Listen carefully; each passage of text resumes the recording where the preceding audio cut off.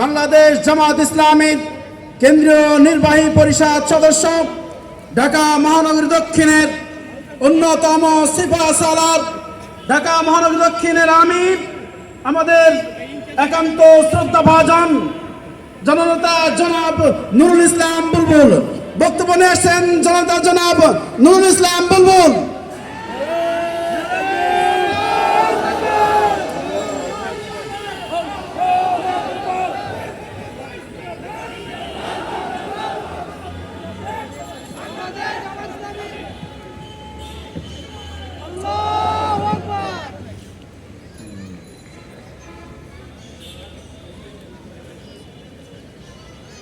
বিসমিল্লাহির রহমানির রহিম।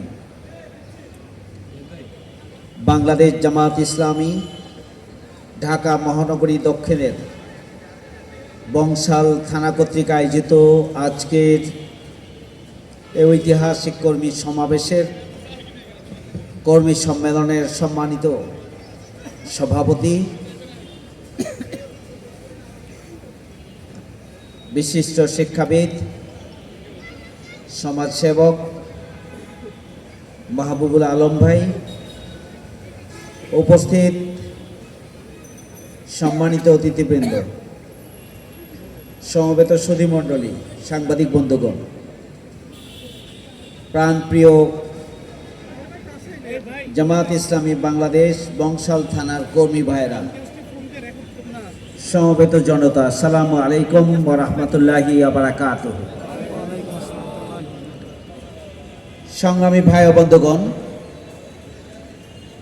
আপনারা এতক্ষণ গুরুত্বপূর্ণ বক্তব্য শুনেছেন। বাংলাদেশ আওয়ামী লীগ এবং তার নেত্রী শেখ হাসিনা কিয়ামত পর্যন্ত ক্ষমতায় থাকার স্বপ্ন বাস্তবায়নের জন্য ফ্যাসিস্ট কায়দায় জুলুম, নির্যাতন, নিষ্পেষণ, গুম, খুন, হত্যা মামলা, গ্রেপ্তার, হুলিয়ার মাধ্যমে রাষ্ট্রশক্তিকে কাজে লাগিয়ে তারা একের পর এক সাধারণ জনগণ, রাজনৈতিক দলের নেতাকর্মীদের উপরে তারা তাদের স্টিম রোলার চালিয়েছিল।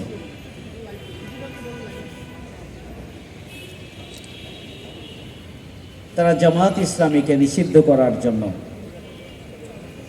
তারা বহুমুখী ষড়যন্ত্র করেছিল। আমির জামাত মাওলানা মতিউর রহমান নিজামী সহ 11 জন শীর্ষ নেতা, যা জামাত ইসলামের 100 বছরের অর্জন, তারা মিথ্যা ট্রাইব্যুনাল সাজিয়ে, মিথ্যা মামলা দিয়ে, মিথ্যা সাক্ষ্য দিয়ে, দলীয় বিচারপতি এবং প্রসিকিউশনের মাধ্যমে তারা ফাঁসি দিয়ে জেলের ভিতরে এবং বাইরে তাদেরকে হত্যা করেছে। 5 শতাধিক জামাত শিবিরের নেতাকর্মীকে তারা নির্দয়ভাবে খুন করেছে। সাবেক আমিরে জামাত অধ্যাপক গোলাম আজম, তার সুযোগ্য সন্তান, সেনাবাহিনীর কর্মকর্তা, ব্রিগেডিয়ার জেনারেল অবসরপ্রাপ্ত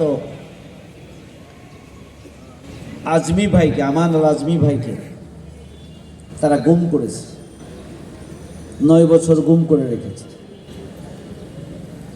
তারা মিথ্যা ট্রাইব্যুনাল সাজিয়ে মীর কাসেম আলী ভাই, জামাত ইসলামী নির্বাহী পরিষদের সদস্য, তাকে হত্যা করেছে, ফাঁসি কাস্টে ঝুলিয়েছে। অন্যদিকে তার ব্যারিস্টার সন্তান, যে তার বাবার পক্ষে আইনি লড়াই করছিলেন, তাকে গ্রেপ্তার করে নিয়ে গিয়ে আয়না ঘরে গুম করে রাখা হয়েছিল।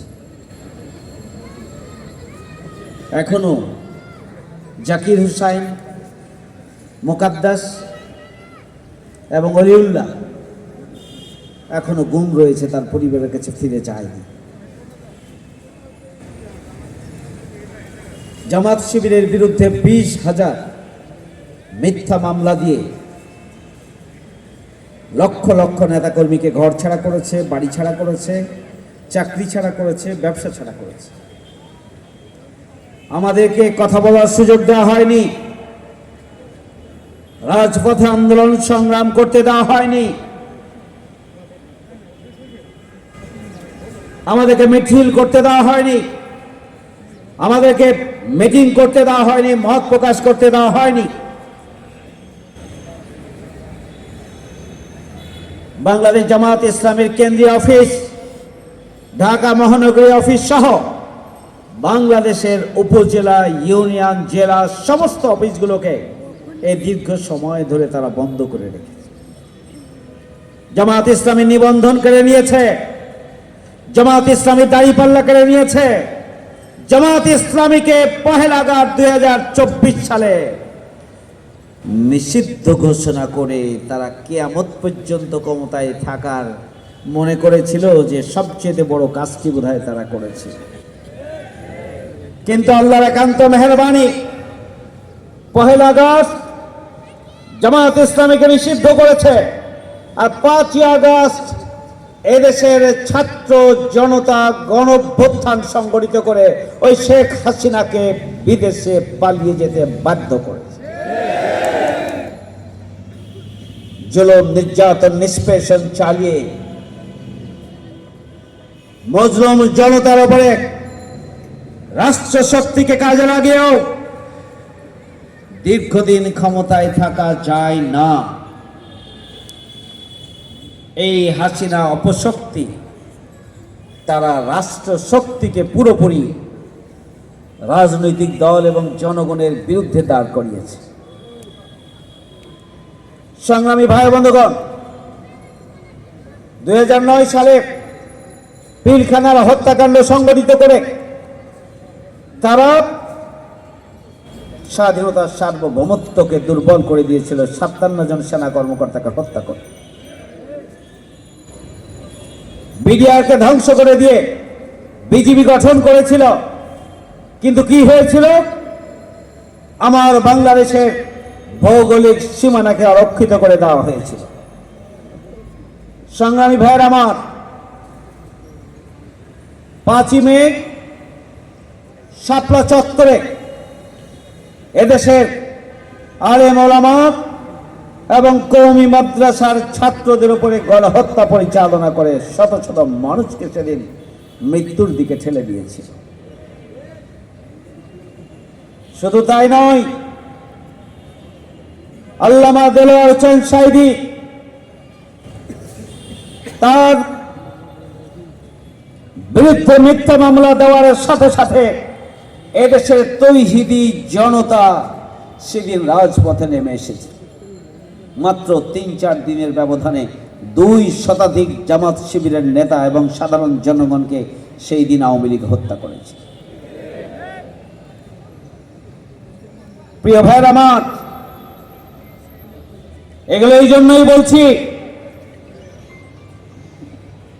বাংলাদেশকে স্থায়ীভাবে প্রতিবেশী রাষ্ট্রের করদ রাজ্যে পরিণত করার স্বপ্ন বাস্তবায়নের জন্যই শেখ হাসিনা তার পথের কাঁটাগুলোকে একে একে সরিয়ে দিয়েছিল। 2006 সালের 28 অক্টোবর পল্টন ময়দানে লগি, বৈঠা এবং আগ্নেয়াস্ত্র দিয়ে নির্মমভাবে জামাত শিবিরের নেতাকর্মীকে হত্যা করার মধ্য দিয়ে বাংলাদেশে ফ্যাসিবাদের তারা ভিত্তি স্থাপন করে এবং মঈনুদ্দিন ফখরুদ্দিনের সেই সরকারকে ক্ষমা করে দেওয়ার প্রতিশ্রুতি দিয়ে পিছন দরজা দিয়ে আওয়ামী লীগ ক্ষমতায় আসে 2008 সালে এবং শুরু হয় এদেশের গুরুত্বপূর্ণ সংগঠন, নেতৃত্ব, প্রতিষ্ঠান এবং যেগুলো গণতন্ত্রের মাইল ফলক, গণতন্ত্রের স্তম্ভ, একের পর এক সেগুলোকে ধ্বংস করে দেওয়ার জন্য ষড়যন্ত্র করতে থাকে। তারই ধারাবাহিকতায় আমি যা বলছিলাম সেই অপকর্মগুলো শেখ হাসিনার নির্দেশে আওয়ামী লীগ করেছে। দুর্ভাগ্য, প্রজাতন্ত্রের কর্মচারী, আইন শৃঙ্খলা বাহিনীকে, জনগণকে নির্মমভাবে নিপীড়ন করার হাতিয়ারে পরিণত করা হয়েছিল। বিচার ব্যবস্থাকে দলীয়করণ করা হয়েছিল। সুপ্রিম কোর্টে দলীয় বিচারপতি নিয়োগ দেওয়া হয়েছিল। গোটা প্রশাসন ব্যবস্থাকেই দলীয়করণ করা হয়েছিল, আত্মীয়করণ করা হয়েছিল। প্রিয় ভাইরা আমার, এদেশের গণমাধ্যমকে নিয়ন্ত্রণ করার জন্য ডিজিটাল সিকিউরিটি আইন করে বাংলাদেশের 18 কোটি মানুষের মুখকে বন্ধ করে দেওয়ার জন্য পদক্ষেপ গ্রহণ করেছে। এভাবেই সকল দরজা নিয়ন্ত্রণ করে আর বন্ধ করে আওয়ামী লীগ চেয়েছিল কিয়ামত পর্যন্ত ক্ষমতায় থাকবে। রাখে আল্লাহ, মারে কে? আর মারে আল্লাহ, রাখে। পাপ যখন আল্লাহর আরশ কেঁপে উঠেছিল হাসিনার পাপে, তার ফ্যাসিস্ট সন্ত্রাসী বাহিনীর পাপে, যখন বাংলাদেশের আরশ কেঁপে উঠেছিল, চতুর্থবারের মতো পিছন দরজা দিয়ে 2024 সালের 7ই জানুয়ারি ক্ষমতায় এসেছিল। আসার পর নতুনভাবে তারা তাদের অপকর্মগুলো পরিচালনা করার ষড়যন্ত্র করেছিল।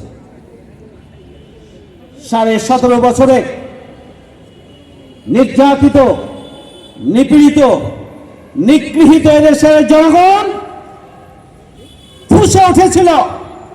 রাজনৈতিক দলগুলো বিভিন্ন কর্মসূচি হাতে নিয়েছিল,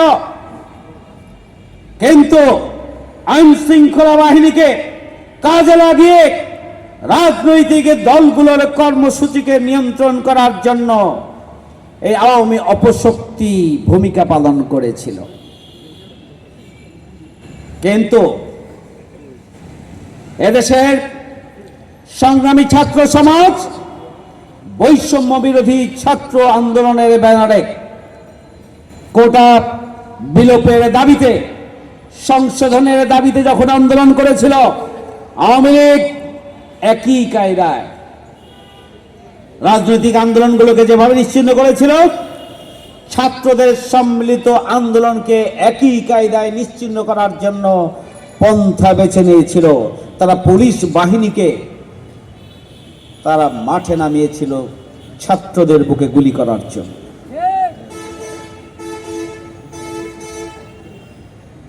কিন্তু এদেশের ছাত্র সমাজের অহংকার, আবু সাইদ রংপুরে পুলিশের সামনে বুক পেতে দিয়ে গোটা বাংলাদেশের ছাত্র সমাজকে সাহসিকতার মাইল ফলক হিসাবে নিজেকে উপস্থাপন করেছে।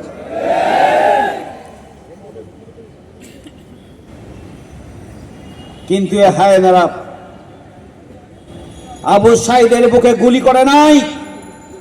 সেদিন বাংলাদেশের 18 কোটি বিবেকবান মানুষের বুকে গুলি করেছিল, আর মানুষগুলো এমন ভাবে রাস্তায় নেমে এসেছিল, বাংলাদেশের সরকার বিরোধী আন্দোলন অগ্নিস্ফুলিঙ্গে পরিণত হয়েছিল। স্কুল, কলেজ, মাদ্রাসা, বিশ্ববিদ্যালয় থেকে শুরু করে সমস্ত ছাত্র মাঠে নেমে এসেছিল তার ভাইয়ের রক্তের বদলা নেওয়ার জন্য।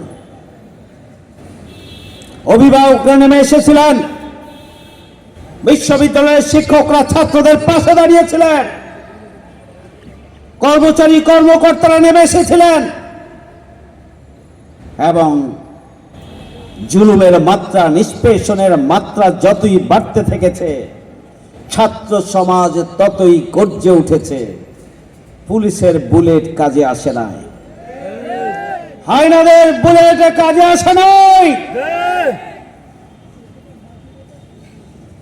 হাজার হাজার নেতাকর্মী যখন নিজের জীবন দিয়েছে, আহত হয়েছে, পঙ্গু হয়েছে, রাজপথ ছেড়ে নাই, তখনই আইন শৃঙ্খলা বাহিনী এবং আওয়ামী লীগ পালিয়ে যাওয়ার জন্য প্রস্তুতি নিয়েছে।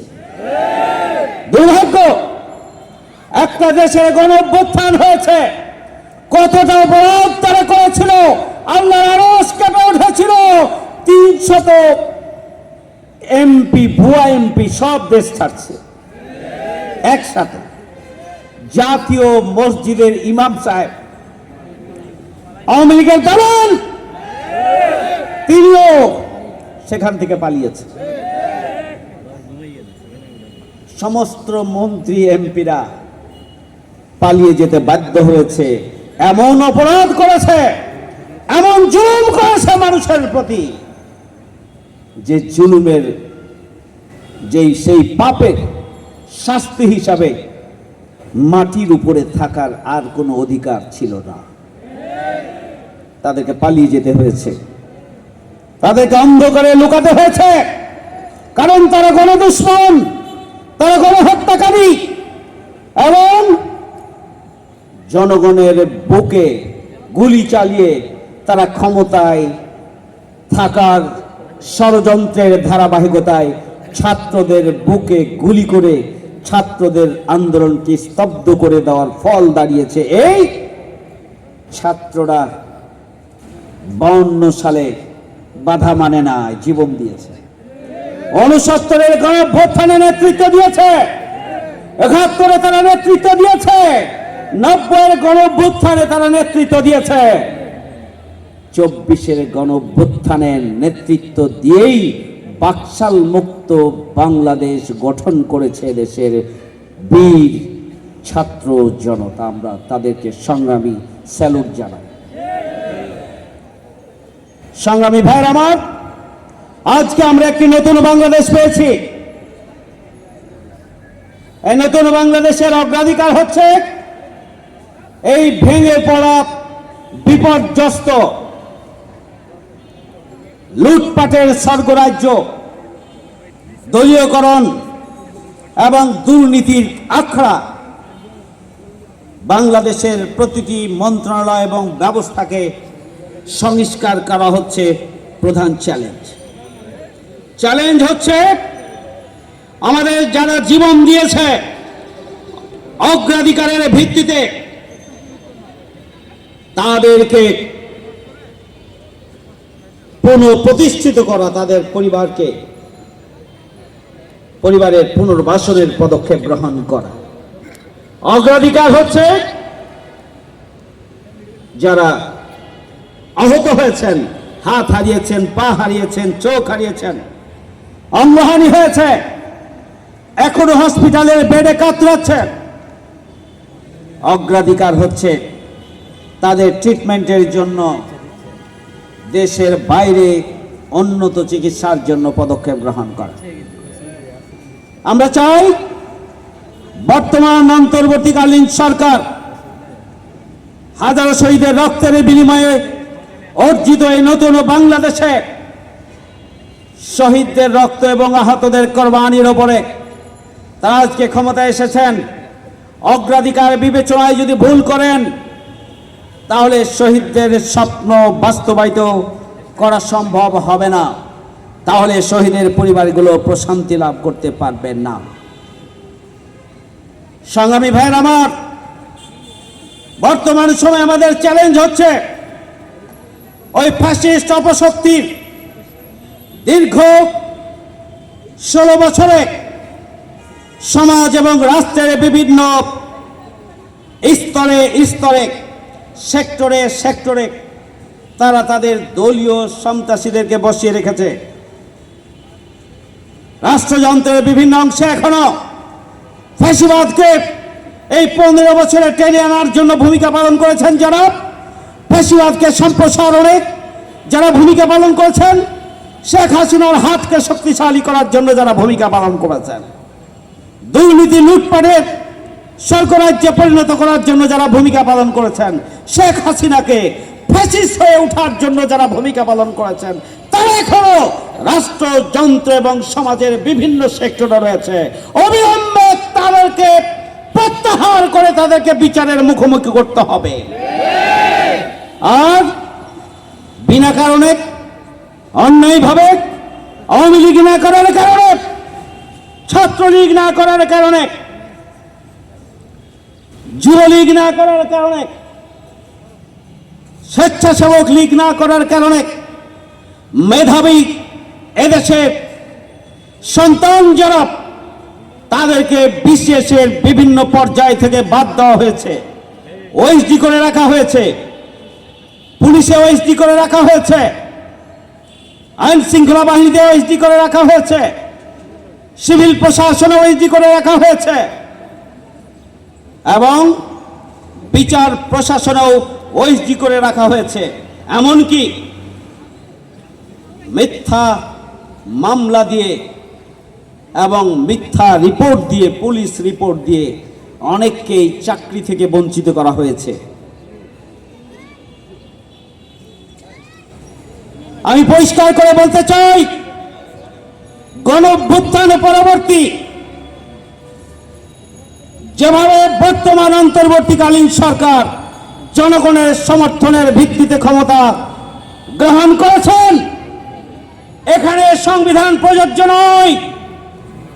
ঠিক তেমনি ভাবে যারা চাকরিচ্যুত ছিলেন, যারা ওএসডি ছিলেন, যাদেরকে বিনা কারণে মামলা দেওয়া হয়েছিল, যাদেরকে চাকরি থেকে অব্যাহতি দেওয়া হয়েছিল, যাদেরকে পদবঞ্চিত, যারা বৈষম্যের শিকার, মামলা এবং বহু ধরনের অজুহাত দিয়ে এখনো চাকরিতে সংযুক্ত করা, পদায়ন করা এবং পদোন্নতি নিশ্চিত করার মধ্য দিয়ে বৈষম্য দূরীকরণের জন্য অন্তর্বর্তীকালীন সরকারের যে পদক্ষেপ গ্রহণ করা দরকার সেটি তারা গ্রহণ করতে পারছেন না।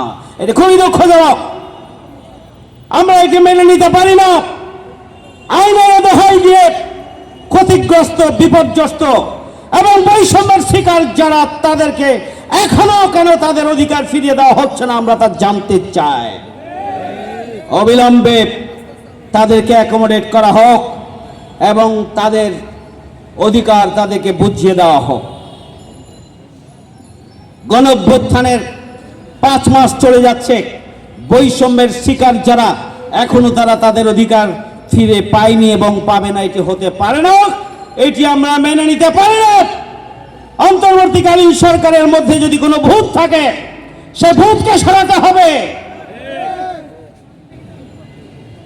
অন্তর্বর্তীকালীন সরকারকে জনআকাঙ্ক্ষাকে সামনে রেখে ভূমিকা পালন করতে হবে,